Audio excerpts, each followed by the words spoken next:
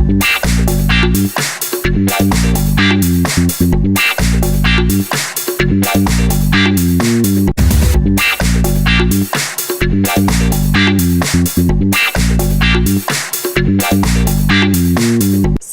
I read your post, right?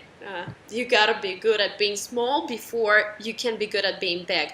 And so I would like to read a passage from this post Sure. because I think it's really good. And so here it is. Many executive directors believe that their organization's problems would be solved by acquiring more resources.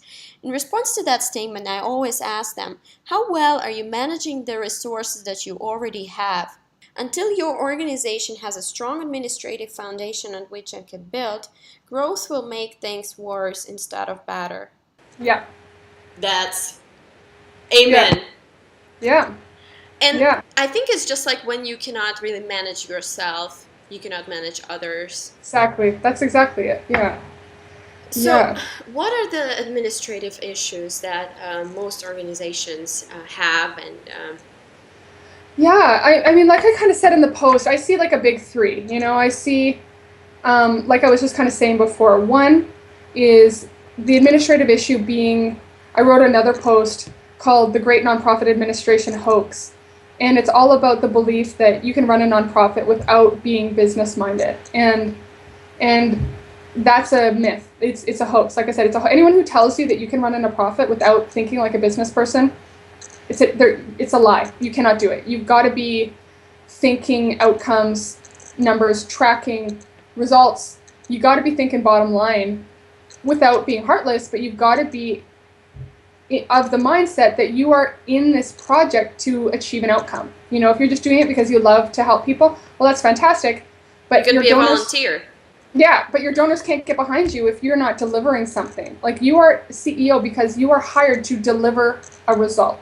And most CEOs don't think like that. They think they want to help, they want to serve their communities, which is so admirable, but you need both. You need the passion and you need the practicality, right? The second big area I see almost all the time is their volunteer programs are a disaster. I was recently helping at an event with a friend of mine who runs a nonprofit, and they had probably 20 volunteers, and I showed up, and I was just there to help, kind of as a third party, and I got there, and nothing was organized. There was no way to organize the volunteers or track who was there or recognize anybody or thank anybody, and it's like most nonprofits, volunteers show up, they want to help, but there's no system to get to know them, organize them, retain them, schedule them, track them, thank them. Like, people just assume, this is one of the biggest myths or one of the things that drives me crazy about the nonprofit sector, and why I love the nonprofit sector, however, is that, people assume that people help in a nonprofit because they're selfless. And I think, okay, that's part of it. Volunteers show up because they do want to help, but there's another dimension as well. All volunteers think, what's in it for me? Like, they are there for something. And it might be because they want to help. They want to get some new skills. They're doing an internship, whatever it is. But a nonprofit is responsible for really engaging with their volunteers, treating them like unpaid staff, and using software to track them, organizing them, knowing who they are, doing background checks. But most nonprofits, it's just, they look at volunteers as the bonus and kind of like the icing on the cake, as opposed to really getting to the core of it, where if you organize your volunteers well, that's your cake, right? If you can organize your volunteers incredibly well, track them, engage them, you could have less staff, less overhead, get way more done, but most people don't. Like, they just expect volunteers to show up and help because they want to help. Well, your turnover is incredibly high if you're not paying attention to what they need and why they're helping you. That's one big thing. Volunteer management, donor management, same idea. Everyone wants more money and they want more grants and they want, more financial resources, but how are you treating those who already show up to help you? Like, you have somebody who donates $1,000 a year. Let's just say that's considered like a smaller donor. Well, they're never going to give you more if you're not giving them any attention now. If you're not doing anything to meet them and appreciate them and prove that you're a professional and you're on top of things, they're not going to give you more money. And I think another thing is like it's again practical thing. Donor management software. Going back to administration. Okay, a lot of organizations don't even use donor management software, tracking who gave what and when and how much, and does this person have grandchildren? What are these person's hobbies?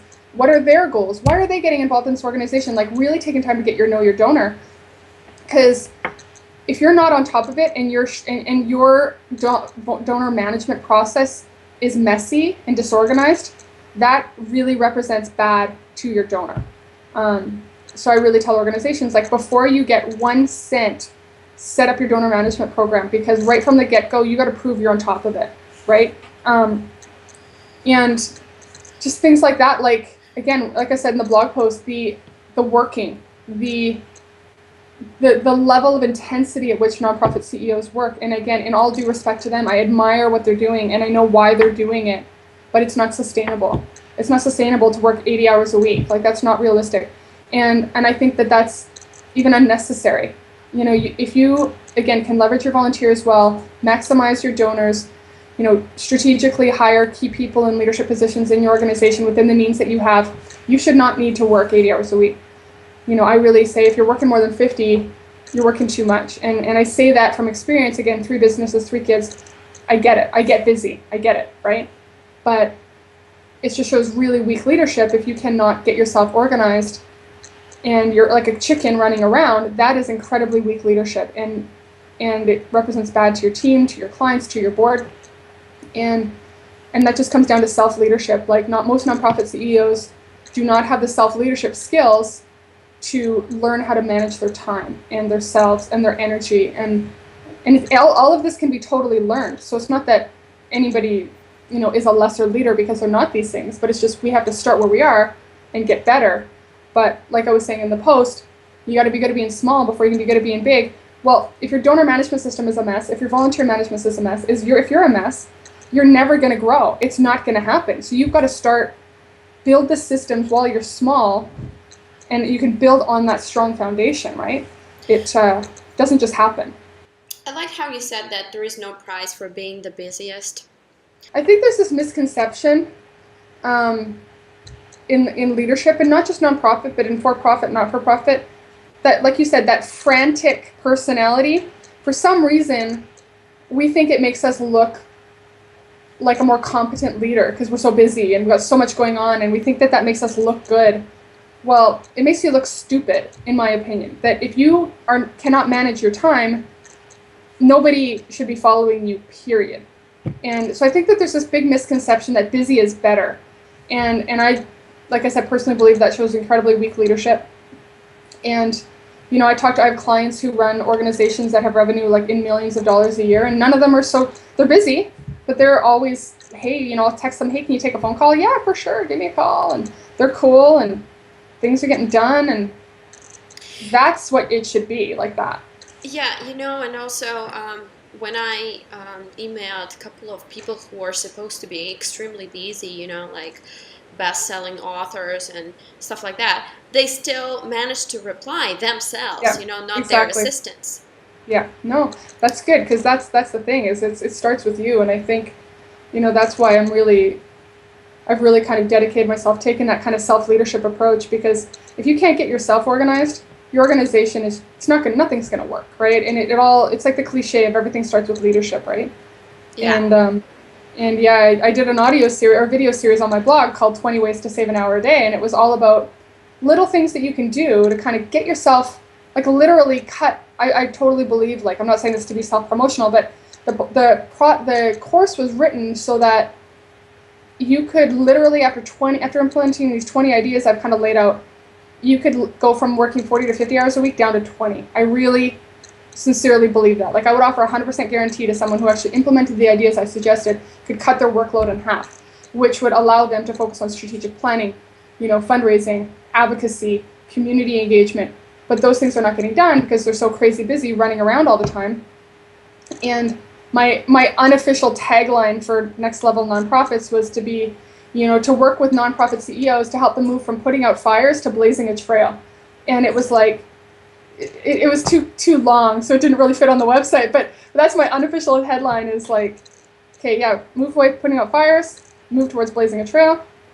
and it's because they're stuck in the psychosis of busy, busy, busy, and nothing gets done. So.